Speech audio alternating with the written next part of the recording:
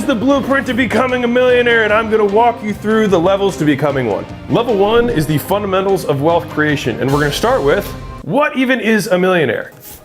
It's someone whose net worth, excluding their primary residence, is in excess of $1 million. Assets minus liabilities. For example, let's say you own a $1 million house and you owe $500,000 on it.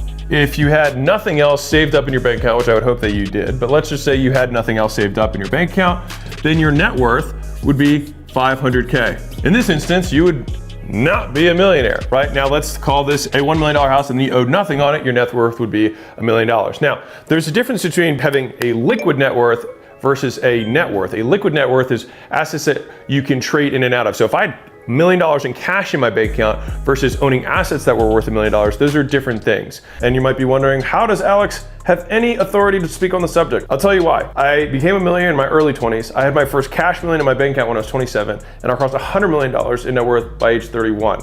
So I became a millionaire 100 times in a row. So I can tell you how to do it at least once. And I've helped over 100 other people create $1 million plus net worths over my career. And those are just the ones that I know about, let alone all the people in our community have done a lot better than that. And so we go to step 2 in this little journey of ours, which is equity. Because there's 2 ways that you can become a millionaire. You can earn your way there, or you can own your way there.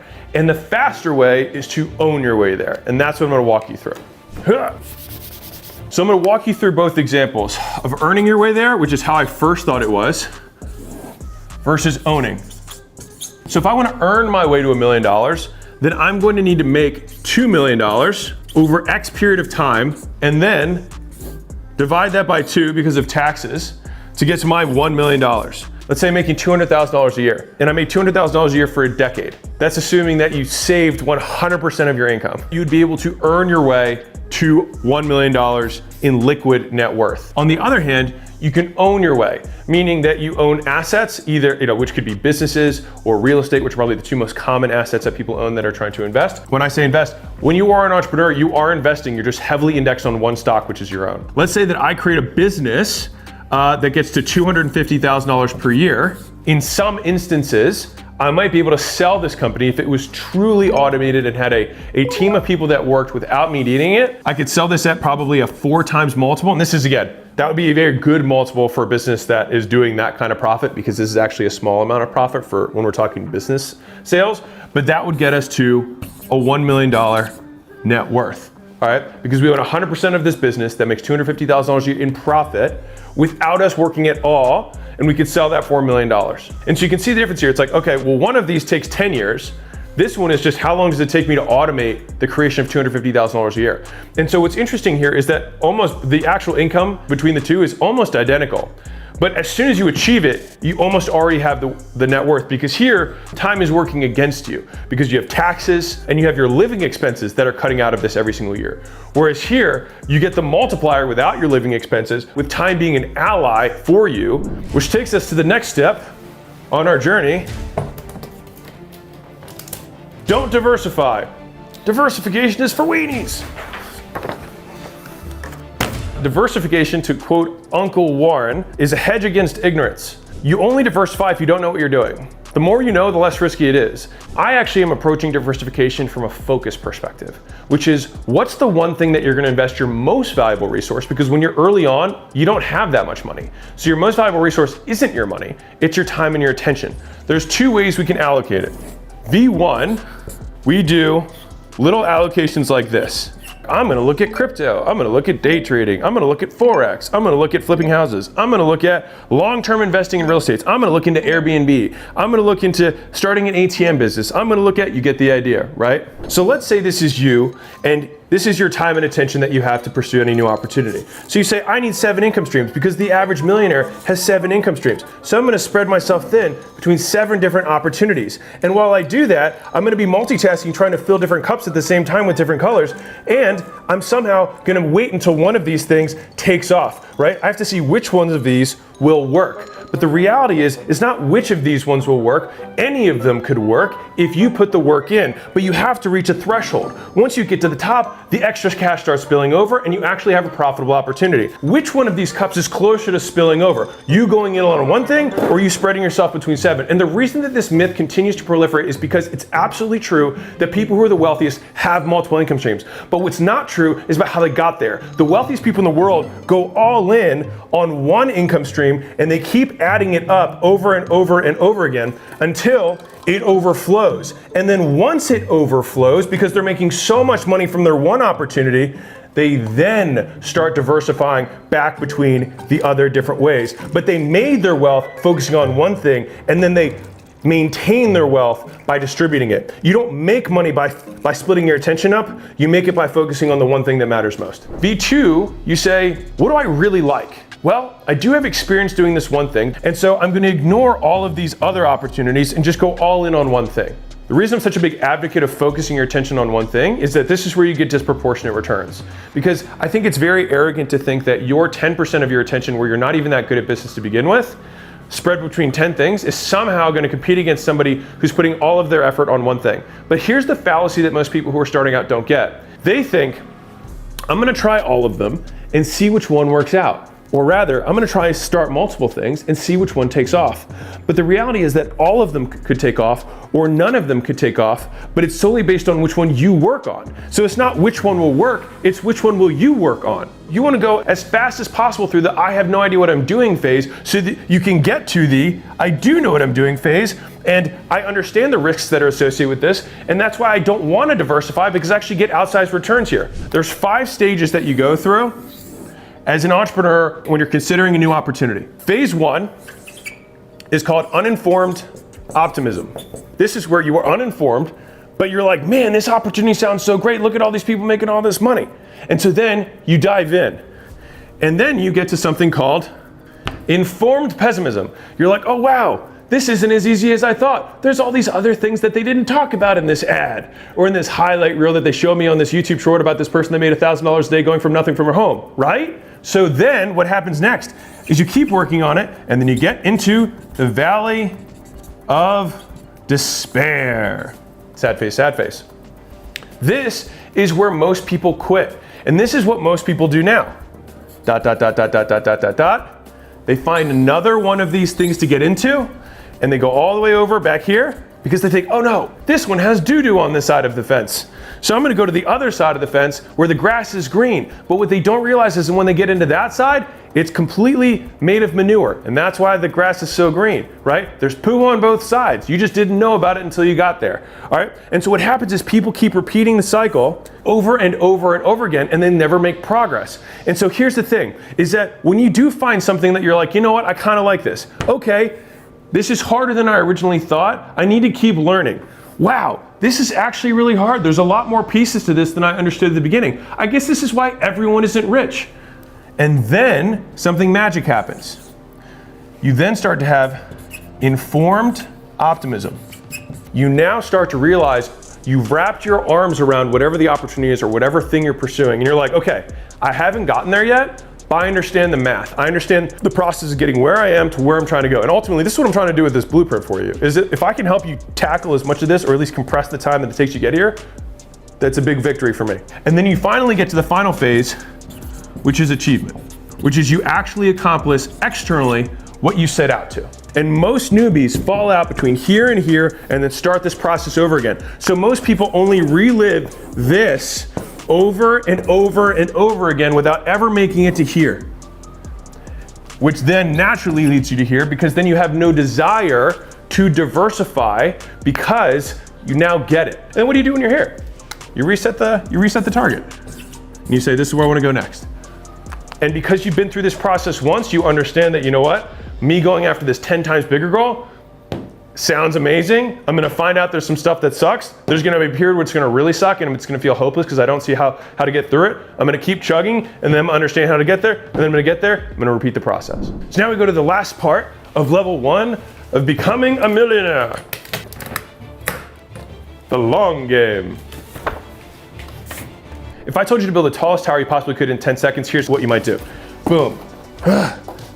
5, 4, 3, 2, 1. Time, right? Now, imagine I told you to build the tallest building you possibly could in 10 days. You would probably say, you know what? I can probably get some more boxes. How flimsy is this, right? Like, how stable is this? Do you think this is gonna last a long time? Probably not. So I might build it piece by piece from the ground up with more stable bricks from day one.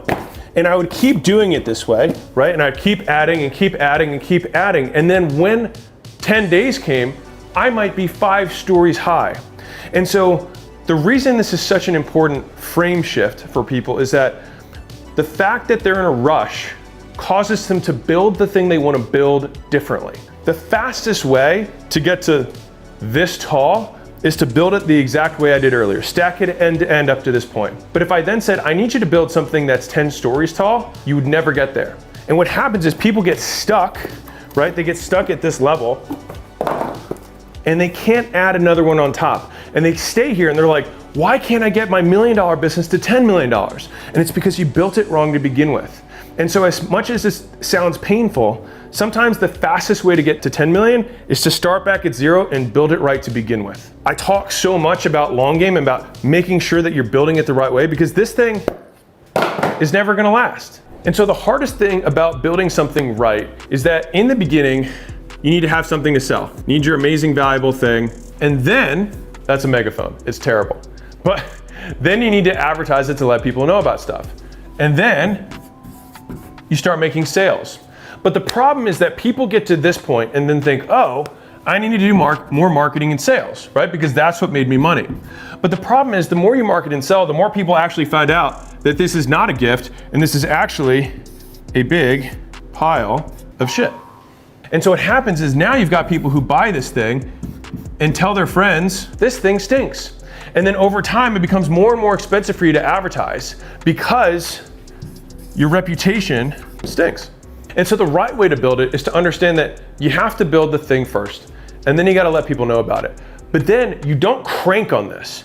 You keep fixing this thing until this guy becomes a happy camper and tells his friends. And until that happens, you keep making this thing better.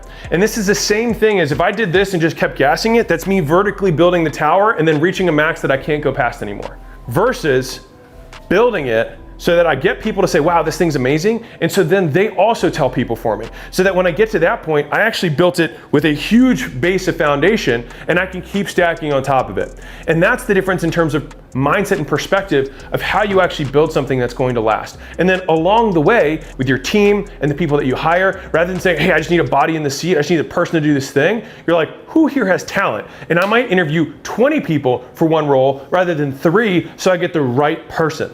If you feel stuck all the time and you can't make progress, you usually need to go back to the beginning and realize that you built a vertical business that had no foundation to begin with. And now we have our foundation built for level 1 of wealth creation. Level 2 is all about the actual tactics of getting to making your first million. And it starts with finding a hungry crowd. Let me explain what I mean by find a hungry crowd. This guy started a business selling hot dogs and he was given one wish from a genie of what competitive advantage he would be able to have. The first thought he had was like, maybe I'll make my hot dogs cheaper. The genie shook his head and was like, no. He's like, what if I made my hot dogs taste better? And the genie said, no, don't waste your wish on that. Maybe I'll just make mine the fastest cooking so I can serve the hot dogs faster. And the genie said, that's not what you want to waste your wish on. The genie looked at him, holding the hot dogs and buns in hand, and said, it's not about the hot dogs. If you want to build an amazing business, you want to put your hot dog stand on the best corner in front of a starving crowd. Because if your hot dog stand is on the corner, it doesn't matter how cheap they are, how good they taste, how fast they cook.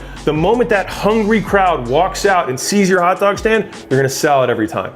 So right off the bat, I want to talk about 2 key concepts when it comes to finding a hungry crowd. One is that we have to understand that the market is always going to be the strongest variable in how much money you make, right? If you're selling toilet paper during COVID, you're going to sell out, right? Because it didn't matter how good your toilet paper was, there was a starving crowd. And so supply demand, which is one of the reasons that we have it as our logo, it is the strongest force in all of economics and business. It is the core thing that everything else is built on. And so you have to understand that the market is number 1. If I was trying to sell services to newspaper companies, well, newspaper companies are decreasing by 25% per year, compounding negatively in the wrong direction. The next lever on this is the offer that you give people, right? If you have a superior offer, then if you're in a normal market, that'll be the next lever that you have. If I say, hey, start for free, and I only get paid if you get some sort of result, and it's a truly free, low risk, amazing value, and you get results tomorrow offer, then you're gonna sell 10 times, 100 times more than someone who just has like a, you pay me, and maybe you get results,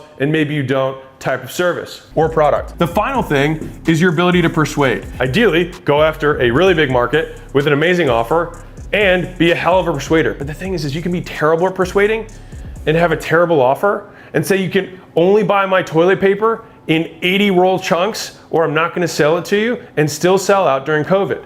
But if it's not COVID, then it's how can I make the toilet paper offer that I have significantly more compelling? And if all the toilet paper offers look the same, then it just comes down to how well I can persuade people to buy mine. That's concept one when it comes to finding a hungry crowd. Concept two is the 4 things that I look for when I'm actually trying to find that market. Number 1 is I want people who are in pain. You want to make sure that the people that you're selling to are in desperate need. They don't want, but must have the thing that you are selling. The second is that they must have the ability to buy. So purchasing power. So a friend of mine had a business where he helped people who were unemployed fix their resumes so that they could get a job. Now, you might be like, oh wow, tons of pain, absolutely.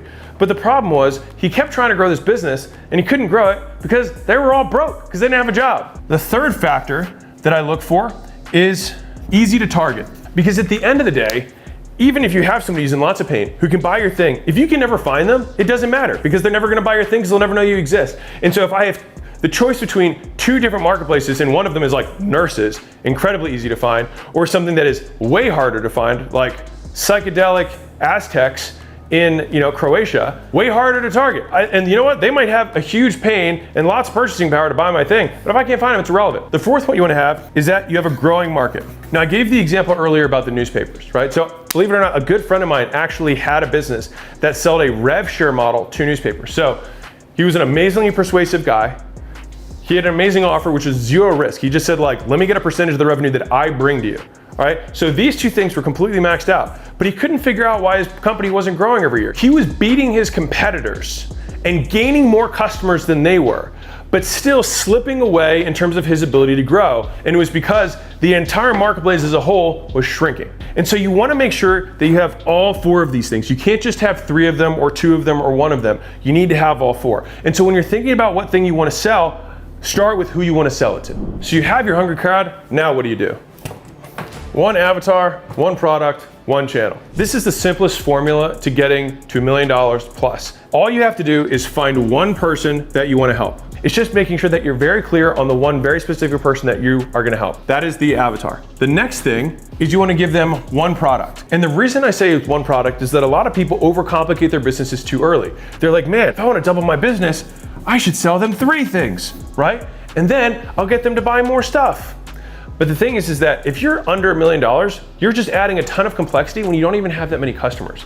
And so most times you'd be better served sticking with the 1 thing that you're selling and saying, how can I sell 3 times as many of the exact same person? And that becomes the problem that you solve. But most people get confronted with these issues and then go for the easy route. And again, this is like that building where you can add something on top really quickly, but it doesn't create the skyscraper that you want. Instead, you want to think, how can I do more? The third variable here is channel. Now, it doesn't matter what channel you're currently acquiring customers on. You can hit $1 million plus on literally any channel that you advertise on without going onto new channels. So if you do outreach, as in you reach out to people one-on-one to get customers, whether that's cold calls, cold emails, DMs, you can expand and continue to get more customers with that 1 channel. If you post content, you can keep posting content on whatever channel you're on and just do it better. Post more content, post better content. And by doing so, you'll increase the amount of customers, still with only 1 money-making product. Or let's say you're running ads. Obviously, if you're running ads, you can just spend more money on the ads, provided you're doing it profitably. And if you can't expand past $1 million a year profitably with paid ads, you have a business problem or you have a pricing problem. You don't actually need to add another channel because then it again complicates your business because you're like, okay, well, I'm currently doing, $500,000 a year on YouTube. You know what I'm gonna do? You might think, oh, I'm gonna start doing cold emails, right? As my next way of getting customers. Well, that majorly complicates your business when you're this early on. Now you might be thinking, wait, shouldn't I have diversity of how you acquire customers? I thought you said that was a good idea. It is, but you're so small, it doesn't matter yet because you're not looking at a potential acquirer who's gonna try and look to decrease risk. For you just need to get better at doing the one thing that you do well because you're really probably not that good yet. And as terrible as that may sound, it's probably real, all right? And so the fastest way to get to the million is to build it right from the get-go and not overcomplicate your business, which means you pick one avatar, one product, and one channel that you focus on until you get there. So now we go back to our tactics of building our first $1 million. The next thing at level 2 is our offer. Now, I wrote an entire book on this thing, $100 million offers. It answers the question, what should I sell? And it's because that's the most common question that I get asked every single day for people who are trying to start a business, which makes sense. What am I supposed to sell? So I call this the value equation. Now, fundamentally, you've probably heard all over the internet, you need to provide value, you gotta give value, right? But the question is, what is value? And after doing a lot of studying of figuring this out between our portfolio companies, it actually comes down to 4 variables. Variable number 1 is the dream outcome. What the dream outcome is for whoever the prospect that you pick is, the way that you can compare 2 different dream outcomes is how much more valuable they think one outcome is versus another. If I were to talk to a 30-year-old man and say, hey, I can help you lose weight or I can make you a millionaire. Most guys would value being a millionaire more than, let's say, being handsome. There are different outcomes that people will ascribe different values to. And that's just a very extreme example. Well, let's use the weight loss example and let's switch it to women. If I have one ebook that helps someone lose weight, and then I've got a one-on-one personal training program that helps someone lose weight, it's the same dream outcome. So then what then determines which one is more valuable? Because the ebook might be $50 and be overpriced, and the personal training might be $5,000 and be underpriced. How can you make that discrepancy? Because there's more value. Let me explain. The next one is perceived likelihood of achievement, meaning when I buy, how likely do I think I will get what I want through buying? If I buy a $50 ebook on good meals that I can cook that are healthy, maybe I'll get some food that I might like in here and I can feel a little better about myself. But they don't realistically think that they're gonna all of a sudden transform their entire body from a $50 ebook. Now, if you sign up for personal training for a year, you probably have a way bigger perceived likelihood of achievement, and so you value it higher. Now, both of these elements, the dream outcome and the perceived likelihood of achievement, are the things that you want to increase in your communication with a prospect. You're saying it's really, really likely that you're gonna get this thing that you really, really want. The next 2 variables of the equation are the painful side of the equation, which is what does someone have to give up in order to get it? So the first thing that we have is time. And there's 2 elements of time. There's micro and macro. Micro is how long is this gonna take every day? There's a certain amount of time that's gonna take on the micro for them to experience the result, right? So if I'm talking about the lady who's doing personal training, she might have to go to the gym 3 times a week. That's gonna take time. She might have to prepare food. That's gonna take time. That's on the micro level. On the macro level, how long is she gonna have to do these micro commitments in order to get the macro result that she wants? She might have to lose 50 pounds and it might take her 18 months. So macro, the goal is I want this to be as little as possible micro time, and I want this to be as short as possible in the macro, so that when I say, hey, you're gonna get the dream body you want, you absolutely know that you're gonna get it, and it's gonna happen really, really fast. So the next thing is effort and sacrifice. Effort is what you have to start doing that you weren't doing, that you don't want to do as a result of the purchase. Sacrifice are things that you have to stop doing that you wish you could do, but can't do anymore as a result of the purchase. And so for our lovely young lady, she's gonna have to sacrifice Margarita Mondays and Taco Tuesdays. She's no longer gonna be able to get to do that even though she wants to do that. She's gonna have to sacrifice sleeping in on the weekends, and she's gonna have to start waking up early and working out and eating food that she doesn't like. And so effort and sacrifice tend to be dual sides of the same coin. Whatever you have to start doing, you typically have to stop doing something else. The top side, we try and increase. The bottom side, we try and decrease. We want to get it to 0. Because if you think about this in a hypothetical extreme, the perfect offer that would have the absolute most value would be the biggest, most compelling dream you can possibly imagine that you're absolutely guaranteed to get instantly with no effort. So if I said you can click a button on my website and then look down at your abs and then have a 6-pack, that would be the hypothetical extreme value. Now, people can get that through personal training, changing their diet, and waiting 12 months. But because of this, the value is significantly decreased because there are costs associated. Understanding all 4 of these variables is how you craft offers that get people to say yes and give you money. Because oftentimes, the most expensive part of the offer that you have isn't the money.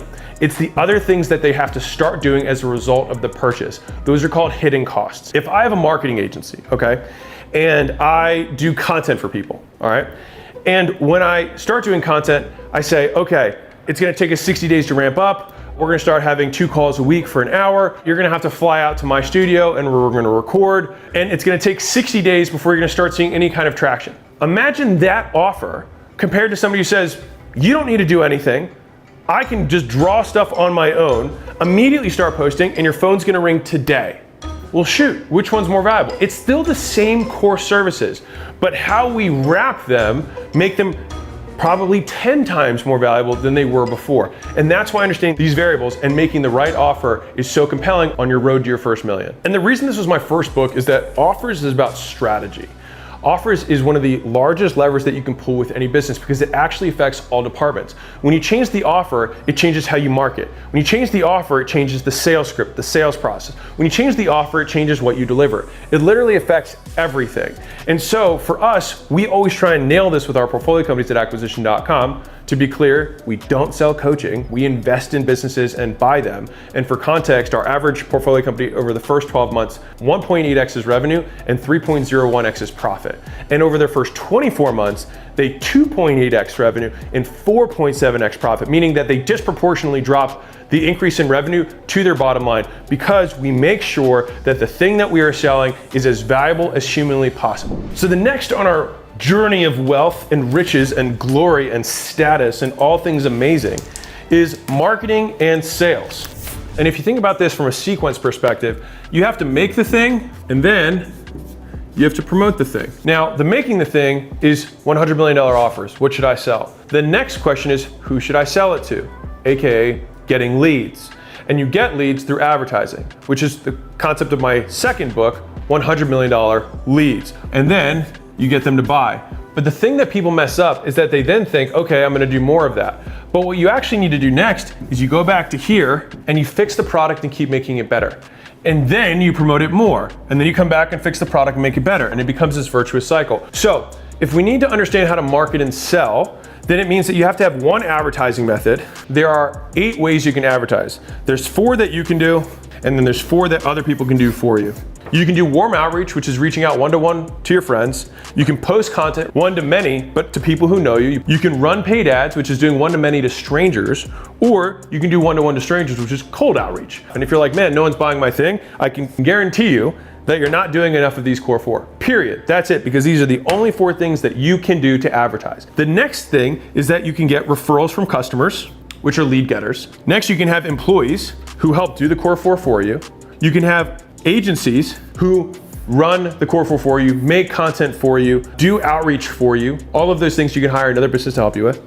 And then finally, you've got affiliates, which some people call influencers, some people call endorsements, but it's somebody who already has an audience, already has a business, and that you compensate in some way to do the advertising for you, the core 4, to let other people know about your stuff. These are the 8 ways that you can advertise anything to anyone.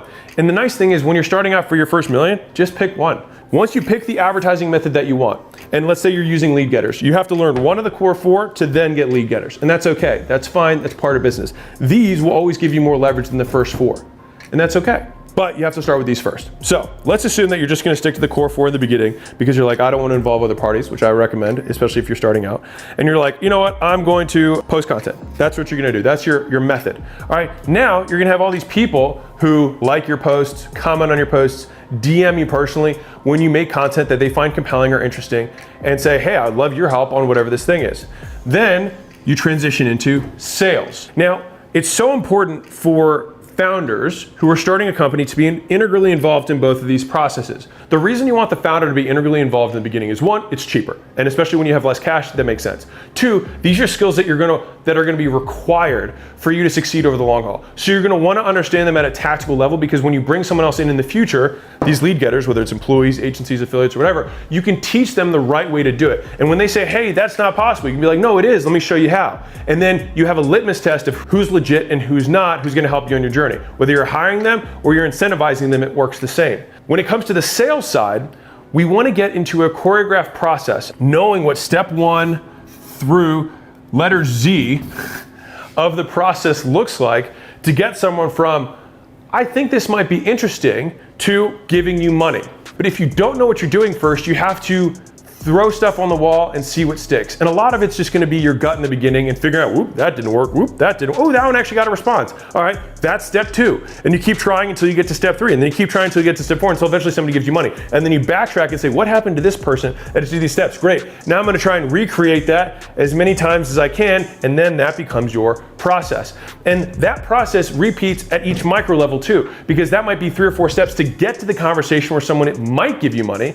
And then what do you do in that conversation? Well, when I ask this question first, and this question second, and this question third, it's more likely that they ultimately buy. And so if you don't follow a script in the beginning, you better make one, because if you're going to eventually get out of sales, which you should if you want to scale, then you're going to be able to teach somebody else how to sell too. And one of the biggest issues early on is that the founder is the most convicted about the product, and you should be, it's your company. But people who come after you are never going to be as charismatic or as convicted in the thing that you have as you are, which means you need to follow a process to maximize the likelihood that the prospects that they speak with ultimately purchase. The next level in our blueprint or journey to wealth, the mountain of Mordor, and by Mordor I mean more money, is paying yourself. How much should you pay yourself? When should you pay yourself? Of all the topics we're going to talk about today, this is probably the most subjective. And the reason for that is because it underlines one key concept that is 100% personal, which is risk tolerance, which is how much risk are you willing to take individually.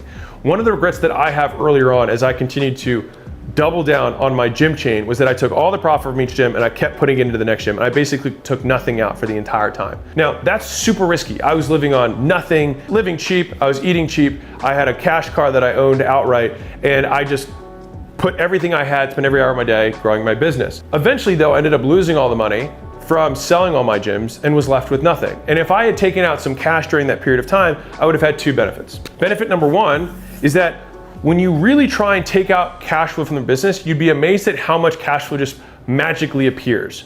And so I like having bank account PRs be a good personal goal for every entrepreneur. Even if the increment that you're increasing is small, it does 2 things. 1, it forces you to take cash out of the business. So it forces cash flow. The second is that it forces you to decrease your spending personally. And I have a strong belief that as you're coming up, learning the discipline to spend less, if you increase the cash flow that you take out of the business and you spend less over time, then your bank account has nowhere to go but up. And I can promise you that when you have a very full bank account, business decisions become less stressful. And when you make less stressed decisions, you make better decisions. I do believe in taking some money out of the business along the way, because let's be real, you're going to live a long life and then you're going to die. And if you double down every single minute until the day that you died, you'd build the most enterprise value, but you'd live a really shitty life. So at some point, you have to balance the investment versus consumption of life itself, or the fruit of your labor. That is why I'm a believer in at least allocating a certain percentage of the cash flow from the business to you personally. A healthy way of thinking about this that we have for some of our heavy capital intensive businesses, meaning like brick and mortar chains, which is one of the biggest parts of our portfolio. This is one back of napkin way that you can use. 33% goes to you, 30% goes to growth, which is new locations. And then this is rainy day.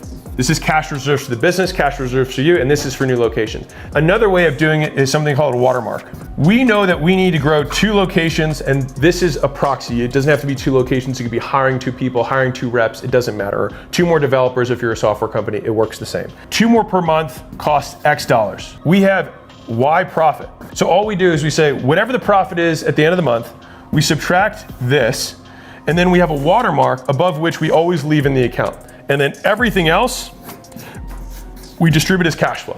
That's a different way of doing it. This is a little bit more aggressive if you want to maintain a certain growth rate. This one is a little bit more flexible. It really depends on you and your tolerance for risk. And that's one thing that I'd say I pride myself on in terms of our ability to help portfolio companies and newer founders who are creating their first kind of generational wealth, is these are hard conversations to have and are really important conversations to have. And you want somebody who isn't a financial advisor who's trying to get you to take as much cash out so that they can invest and get their 1% fee. You want somebody who's on the same side of the table as you, being like, I get where you're at, I can see where your wealth is, and also sees over the next 24, 36, 60 months what it looks like for us to just have that one big bloop so you never have to work again. We're now approaching the second level of wealth, the pinnacle of our second level, which is setting goals. And I think this is a really misunderstood topic. Most people think like, oh, I need SMART goals or specific measurable goals. Bad. I'll show you how I do that. All right, so rather than focusing on outcomes, we focus on activities. So the goal shouldn't be what happens, but the goal should be what we do. I had a buddy of mine So they started doing 10 grand a month, 20 grand a month, 30 grand a month. And then he would fall off. And I was like, why do you keep falling off? He said, well, I make the money and I hit my goal, so then I like ease off the gas pedal. And I said, it's because you're defining your goals the wrong way. I see you as not hitting your goal every time you're not doing the activities. And so I said, make the activities the goal, and then you'll hit it every time and more. And so then he flipped how he saw his own success into simply, at the end of the day, did he do all the things that he said he was going to do at the beginning of the day? And then you can actually control your inputs, because inputs are what drive outputs. Don't make the goal outputs.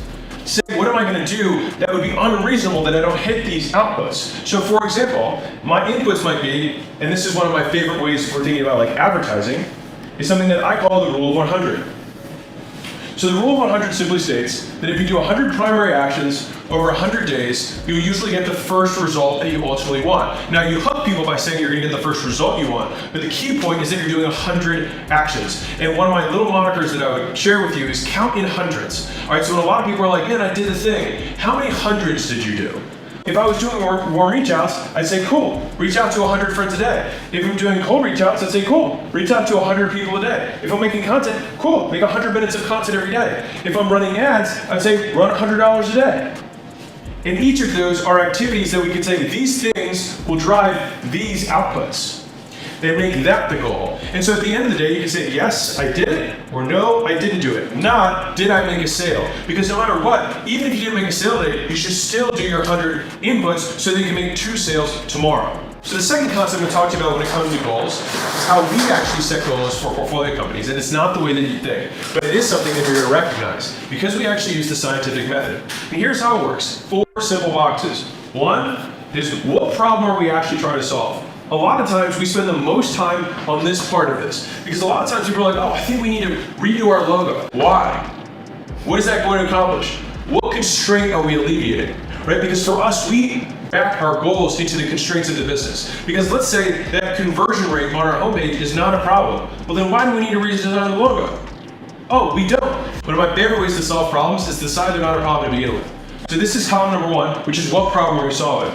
The second is, what's our hypothesis, which is an if-then statement. X, then Y. So what that means is, I say, my hypothesis is, if our website is low conversion, that's the problem that we're solving. My hypothesis is that if we redesign the website, we will then get increased conversions. And then all we have to do is say, how do we measure X and Y? How do I measure that we redesigned it? I could say, yes or no, I did it. Or I could say that we hold a split test every Monday that we run over the quarter. That would be the X. That's something I could say yes or no, we did it. And then Y, my conversion rate, let's say we're at 10%. And then I would say, is it greater than 10%? Yes or no? And then finally, the last thing is, did we do it? And then did it work? We figure out the problem we're solving. We figure out what our hypothesis is to solve it. We determine how we're going to measure whether or not we did or whether or not it happened. And then we say, did we do the thing? And then did it happen? Because we could not do the thing and then it wouldn't matter and we'd have to repeat it later and solve the problem of why are we not doing this thing. But if we did do the thing, then either it improved it or maybe we redesigned the website and the conversion rate didn't improve. So either that might not be the constraint or our hypothesis was wrong. And so this allows you to iteratively improve the business. So we covered the fundamentals of wealth creation. And we talked about how to create our first million, and now we've got it. And now level 3, we're gonna talk about stay rich and get even richer. Get rich once. So one of my mentors was an ex-Goldman Sachs employee. One of his mentors at Goldman Sachs told him you should only have to get rich once. And I heard that saying and it's really stuck with me, is if you play the game right, you should only have to play it once. And then after that, you should be playing with house money the whole time and never take bets that you would lose the farm over. In other words, never bet the empire on a pot of gold. But this is the very first passage in $100 million offers.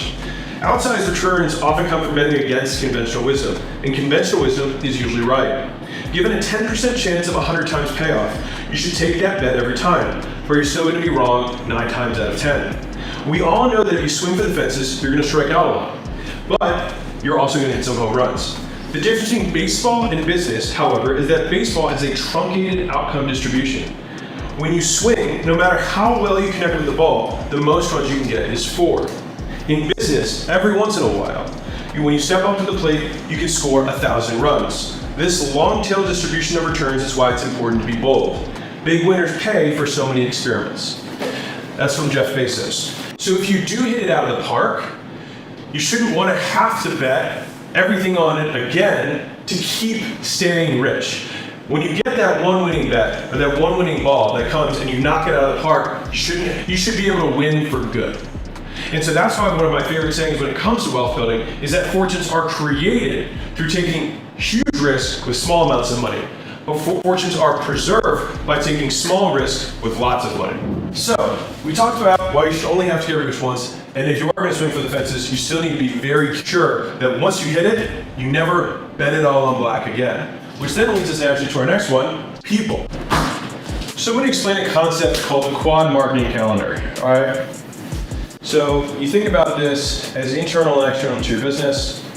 Now you've got prospects on this side, we got customers, candidates, we got employees. And so you actually need to be marketing in all four directions at all times. Most people spend all their time advertising here.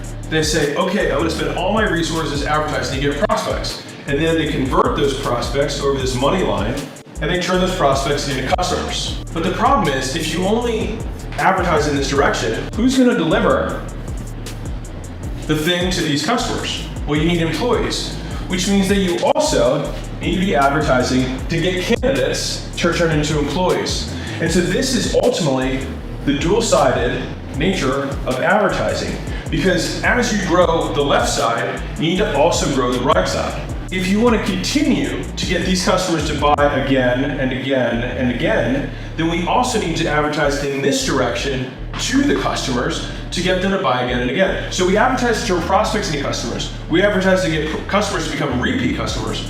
We advertise to candidates to turn them into employees, and then we advertise to employees to get them more engaged and to keep them engaged and keep educating them so they can ascend up and provide even more value to our customers, ultimately to the enterprise value of the company. So if you ever feel like you're a genius with 1,000 hands, it usually means that you're really good at advertising and turning prospects into customers, right? But you're really bad at turning candidates into employees and then training employees to get to become even better.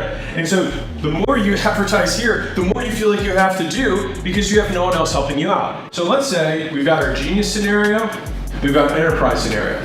So if you're the genius with 1,000 hands, right? And you're making $5 million top line and $2 million of income. Every year, you make $2 million, which adds $1 million after taxes to your net worth. This is a lot like before, right? But here's the difference between the example I'm going to explain now and what I was talking about before. In this instance, you add the $1 million to your business, but you also have a probably $10 million asset as business if this thing truly runs value. EV is short for enterprise value. So there is no enterprise value here because it's just a genius with 1,000 hands. You're just doing with 1,000 helpers. Here, you own something that provides value to a group of customers that you can sell to somebody else, because if you require no work in order to provide the value, it means it requires someone else to do no work to provide the value, which means it becomes a more valuable asset. And so if I took a business from genius with 1,000 hands, making $2 million a year, and I didn't increase the revenue, and I didn't even increase the profit, but I simply removed the genius and make the structure of the business genius, the people who work inside of it and the processes and the systems that they follow, genius, then I add $10 million to the net worth of the person who owns it. And so one of the fastest ways to create wealth is make the thing that you have reliable, is to make it risk-free and make sure that it will last. And so even if it took you 2 years to do that, for you to get $10 million of an enterprise value or net worth gain, you'd have to make $20 million of income to get to that same $10 million. But meanwhile, while you're building it, you're still also making money in this scenario, which is what we basically do for the majority of businesses that we have at acquisition.com, is that we often take businesses doing 2 million, 3, 4, 5, etc., and then take them to this side and say, hey, let me show you what it looks like at 10 with a 7x multiple. And so now you go from a $1 or $2 or $3 million net worth to a $70 million net worth. And that is how you get wealthy. This is how you get rich. Now I want to be clear, you can absolutely get to $1 million a year in profit with not a lot of people, or even just on your own, because with the increases of AI and automation and things like that, like we're going to see more big companies with fewer and fewer headcount. But Until general AI comes in and just crushes everyone, people are still required to get to where you want to go. So if you want to not just make $1 million or a couple $1 million and you want to get to 10, 20, 50, $100 million and beyond, you got to get the people side right. And now we go to the reputation side. Ooh, a fun one. Imagine all these flowers as different life experiences that you've gone through. If you look at them all here, this isn't a bouquet. This is just a lot of random things put together. Now, when we do this and we combine them all, we now have something much closer to a bouquet. And when you put all of your personal life experiences and your skills and your character traits together, you create a bouquet. And in other words, you create a reputation. But a bouquet doesn't really exist. All we did was we associated things that were separate and then we put them together. And so you can strengthen your reputation by putting more and similar types of experiences together. So you're like, oh, he's got a strong interest in this thing. Now, if every single one of these would be different and some of these were weeds, it would be a lot harder to understand what is the point of this thing. And let's say that you had a drunk driving accident, right? All of a sudden, how different does this bouquet look? Which shows you how one negative experience in your life can actually affect how people see the rest of everything else. And so when we're thinking about brand or building a reputation, I like to think of as what flowers do I want in my bouquet and which things am I ultimately trying to emphasize or not include at all. And what associations are going to be ones that strengthen this and which are going to be ones that break it apart. So reputation is a different word for saying what a brand is. And a brand is simply an association between something you know and something you don't know. When we're building a brand, you want to associate all the things that you want someone to think about you with the thing that they don't know yet, which is you.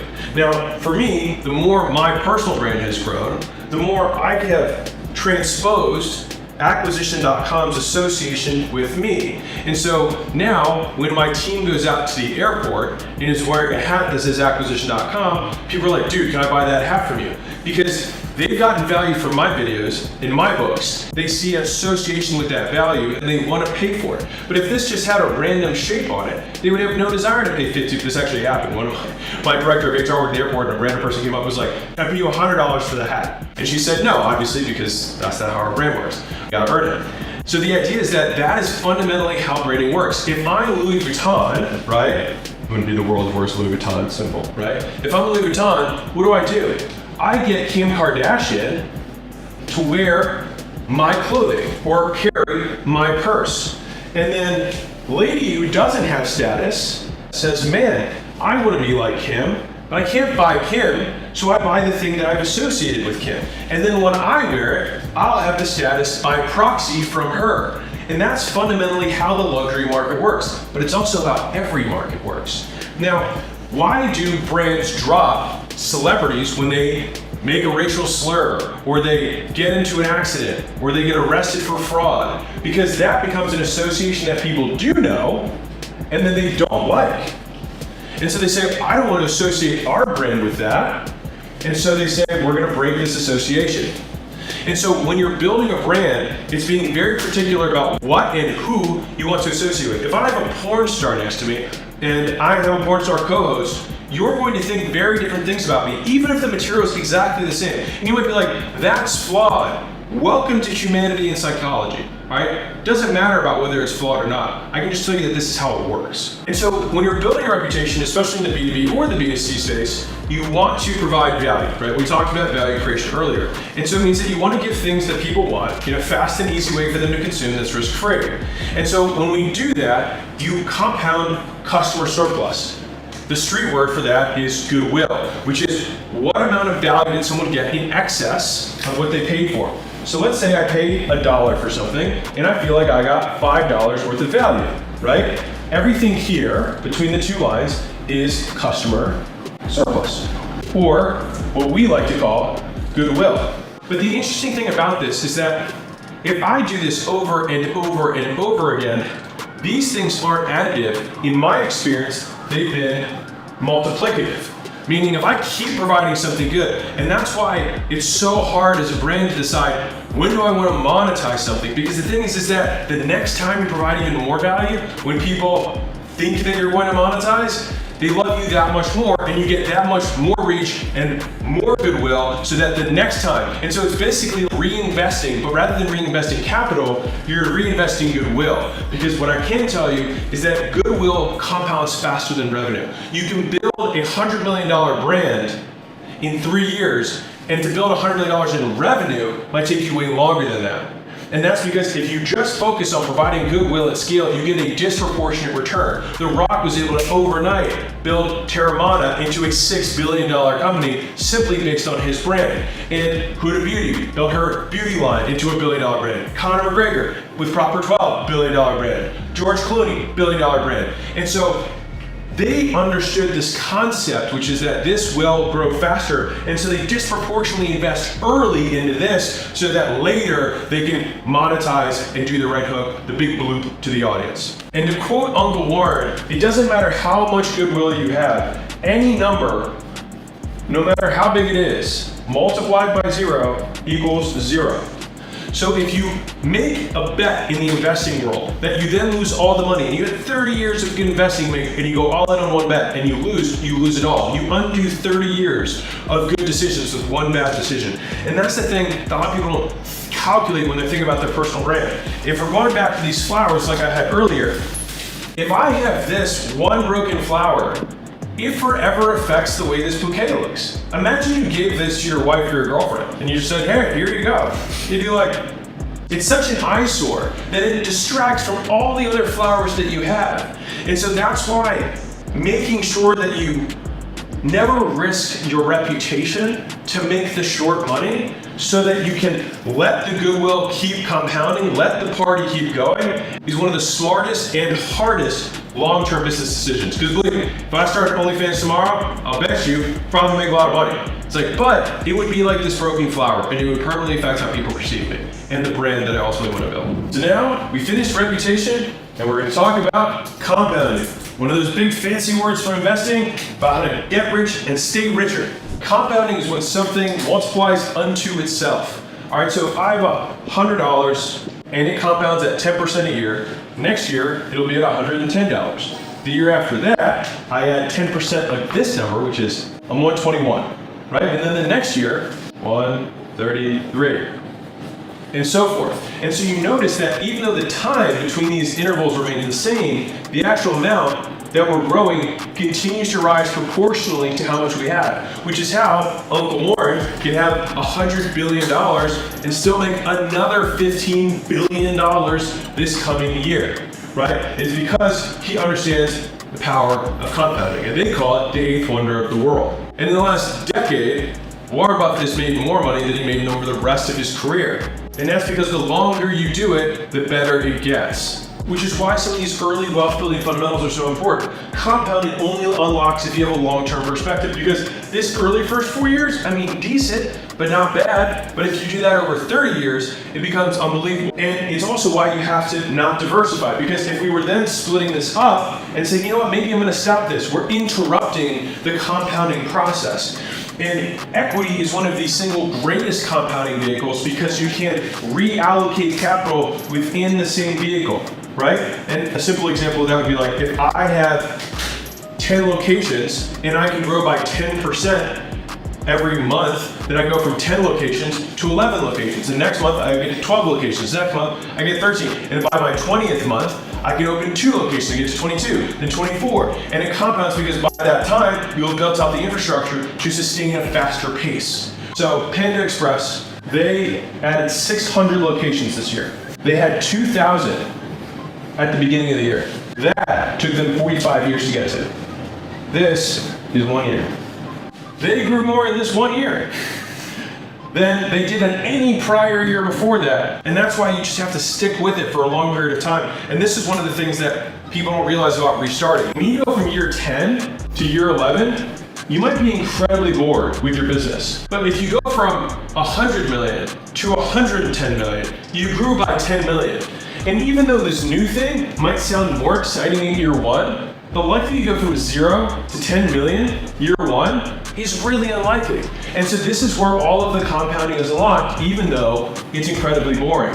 But if there's one thing that can help you write down, boring is what makes you rich. One of my favorite quotes from Charlie Munger is that the money isn't made in the buy or the sell. It's made in the wait. And the wait is the hardest part because you have to sit with your hands in your pockets and decide that the original plan that you had was a good plan. And the hard part of the plan is sticking with the plan, not doing the plan. Like deciding that you're gonna work out isn't hard. Deciding that it's gonna be 3 days a week for the year isn't hard. It's continuing to do it for that entire time is what makes it hard. And I wanted to find a term for you that has been really helpful for me, which is patience, right? A lot of people are like, be patient, be patient. What does that actually mean? Being patient simply means figuring out what to do in the meantime. As I make this video, I'm being patient for my stocks that are growing right now.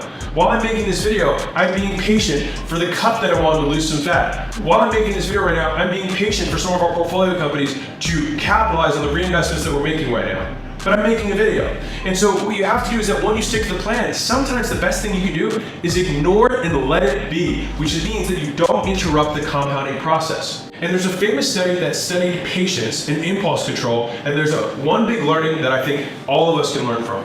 So there was a test called the marshmallow test. They took little kids and they put a marshmallow in front of them and they had to wait 30 minutes and then they could eat the marshmallow. Now if they ate the marshmallow during the 30 minutes, they didn't get a second marshmallow. If they were able to wait 30 minutes and not eat the marshmallow, then they would give them a second marshmallow at the end. So they got double the reward simply for waiting 30 minutes. Now what was interesting is that they studied the difference between the kids who couldn't resist and the ones who could.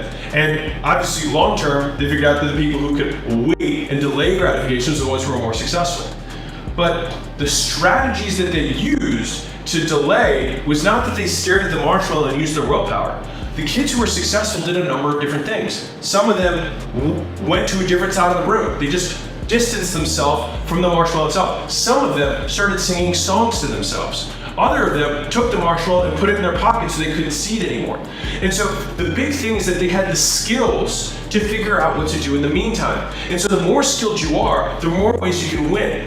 And that's why building skills is so important. And it's so important because it allows you to be patient. It gives you something to do in the meantime while you allow your master plan to come to fruition without thinking that you're smarter than you are to begin with. So this concludes almost the Get Rich or Die Trying section, aka level 3 of wealth building. So let's, but wait Alex, you left that box. Excellent observation. That brings us to the very last level, which could even be above the levels, the level above the levels, on the business, not in the business, you know what I'm saying. Enjoy your wealth. Let's talk about it. In my opinion, there are really just 2 levels of wealth. Level 1 is that you have all of your personal needs taken care of. The second level of wealth is the unlimited level of wealth, which is that you just always want to keep using money to make more money. And that means that you've progressed from solving your personal needs to playing a game. And so I think what a lot of people do is they can never figure out what enough is for them. And there was a period of my life earlier on where I was like, okay, let me figure out all these rich people things. I bought a Bentley. I was like, let's go out to all the nicest restaurants every single night. But the thing is that to live like the 1%, it's actually not that expensive. If you fly private, it costs about $50,000 per month. If you want to eat out every night of the week at the nicest restaurants, of $500 dinners every single night, it's $15,000 a month. If you wanted to, let's say, lease a Lamborghini or something, payments are probably $5,000 a month, right? On top of that, let's say you want to go and buy designer clothing, so that's another $15,000 per month. Let's say you spend $5,000 a month on a nutritionist and another $5,000 a month on therapy and performance coaching, whatever. All right, let's just call it a cool $100,000 per month of expenses. Oh, we forgot to where we live. Let's live somewhere balling. Let's put another $50,000 a month on here. So $150,000 a month is just under $2 million a year in income. Now that's after tax, right? So maybe closer to $4 million a year in income. Now that's a good amount of money. It's actually not a lot in the massive scheme of things. And what I mean is that you can ball out all the way balls to the wall for the rest of your life on this level of income. What I would encourage you to do is actually figure out what is good for me. Maybe it's worth it to taste these things and see which of them you actually enjoy. And I think it was really dumb for me to buy the Bentley and realize I didn't care. And then I gave it back 6 months later. I sold it back at a loss. And so I think the big TLDR here is that you need to figure out what your personal dream list is. And a lot of people have these huge goals, like I want to be a millionaire. It's like, why? Because you can just make this for the rest of your life and ball out. But real, you can probably live incredibly comfortably on $50,000 a month. Like still, 1% living, unbelievable wealth looking stuff for $50,000 a month after taxes. So I think if you put, what does food look like, right? What does travel look like? What does clothing look like? What does experiences look like? What does health look like? And you start putting an actual number to it, you realize that what you actually need to satisfy your personal needs are significantly less than you originally thought. And so that brings me to the next level of this, which is the game itself. Now there's a reason that my podcast is called The Game. And it's because at this point, I play the game because I enjoy the game. And so the whole concept of enjoying your wealth is not about not working. And I think this is one of the big myths. You might feel that way now because you hate what you do. And the fact that you hate what you do is one of the reasons you might not ever get the wealth you want. And so it's not about not working. It's about getting addicted to freedom. And freedom, again, doesn't mean you don't work. It means you have the option to work. And so I believe that humans are our best when we do work that's worth doing, when we have purpose that we derive from the effort and the toil that we put in every day. And you get weaker when you don't have an opposing force that's as strong as you. If you lift weights and you never lift even close to your maximum, you eventually start losing muscle. And I think it's the same thing with mental strength. Unless you're continually raising the bar, you eventually atrophy. It's use it or lose it. And so most of us want to become the best versions of ourselves. And in order to become the best versions of ourselves, we have to increase the difficulty of the level that we're playing on. Imagine playing a game that you've beaten 100 times and then you put it on the easiest level. It gets boring. We think we want easier, but we don't. We want to do things that we enjoy more. And enjoyment and easy are not necessarily the same thing. And so if we're trying to enjoy our wealth, it's finding the things that we can lose ourselves in for the rest of our lives. And being okay with the fact that that thing may shift over time in terms of what it looks like or what it feels like. And if you fast forward all the way to the end of the movie, as a reminder, you die and you can't take any of it with you. And so even if you finish your life with this big pile of money at the end, you still have to push it over the edge of the cliff, right? Or it just falls off to other people whose hands are here because you're dead. And so reminding myself of that fact every single day reminds me that the whole point of the game is to play the game. And by playing the game, we win the game. Because the best games in life, and I'll finish with this, the best games in life are infinite games, not finite games. And I'll tell you the difference. The point isn't to get married, the point is to stay married.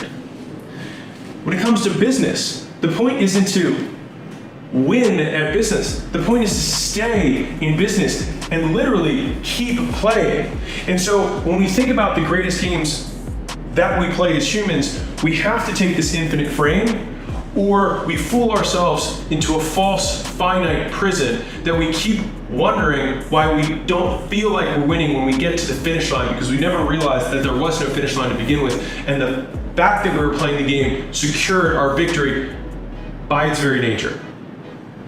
And so this realization helped me reframe how I thought about spending my time so that I could enjoy my wealth. The point for me is to stay in business and see who I can become in this process. The point is for me to see, what does it look like at 20 years of marriage? With health, it's not that like, cool, I've been training for 20 years. I'm in decent shape. I wonder what it looks like when I'm healthy at 50. Because if you're only in shape for 6 weeks of your life, or 6 months of your life, or even 6 years of your life, who cares? If you only have a good marriage for a few years of your life, who cares? If you're only in business and then go out of business really quickly and then you get out of the game, who cares? And which is why the biggest takeaway that you can have, and this is from Winston Churchill, you win as long as you never quit. And so, that's how you enjoy your life and your wealth, and there's your blueprint.